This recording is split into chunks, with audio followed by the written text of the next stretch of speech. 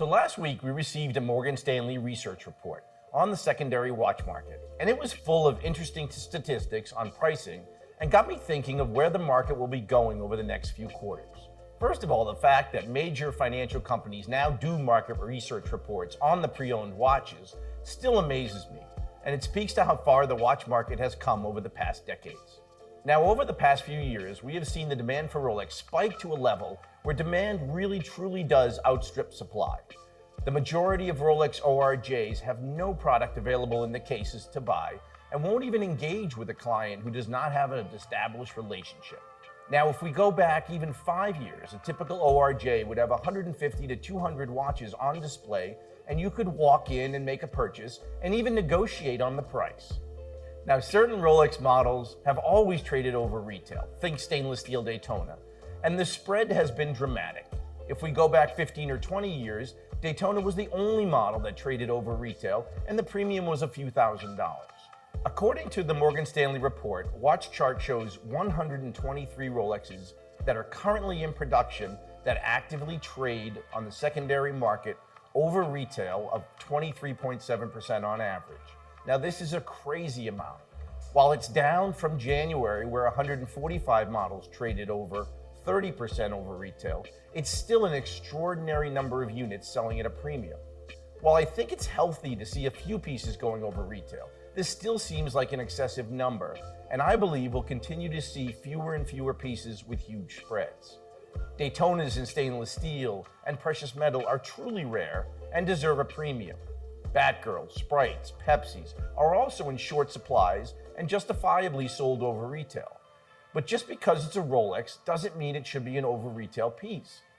A stainless steel black sub is the most popular Rolex of all time and produced in large enough quantities that I don't believe it should be an over retail piece.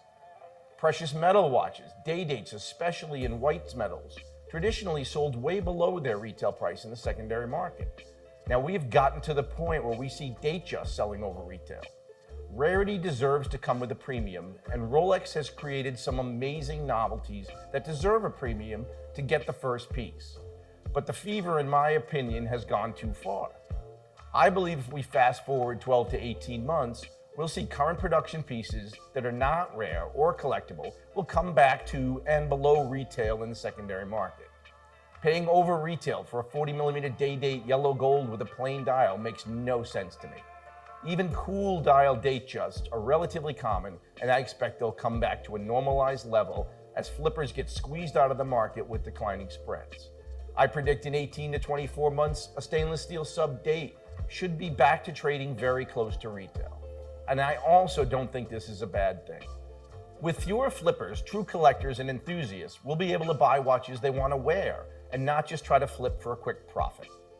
Now, some people have been saying the over-retail game is over. I don't believe it's true.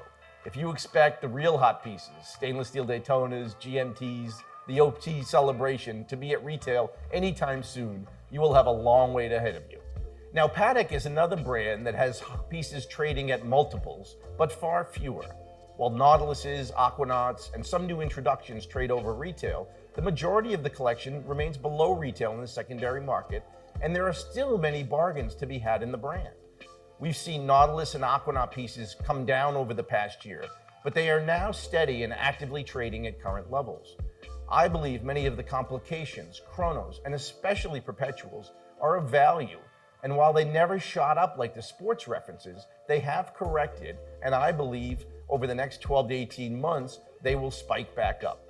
Audemars Piguet was also mentioned in the Morgan Stanley report, and it's one of the most interesting markets we've seen. Now, AP prices rose faster and more aggressively than almost any other brand, and much of the growth was caused by speculators and dealers in the Asian market.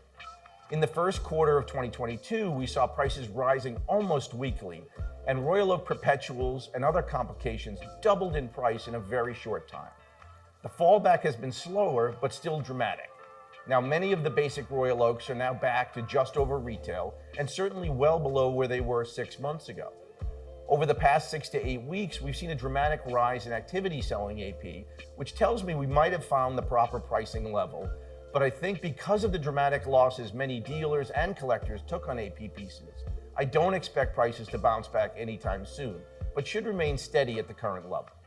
Vacheron is another brand that had a meteoric rise on select models and got caught up in the wave of price spikes.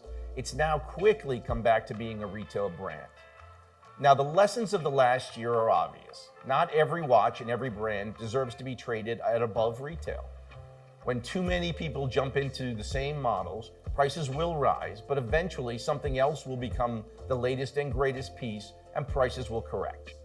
If you want the hottest piece from one of the big brands, then you will need to pay a premium for it. But you are always better finding a watch that you love from a great maker, enjoy wearing it, sharing it with other collectors, and holding it for the long term for appreciation. Now, the watch market is stronger than ever, but like every other market, speculation will always produce an equal amount of winners and losers.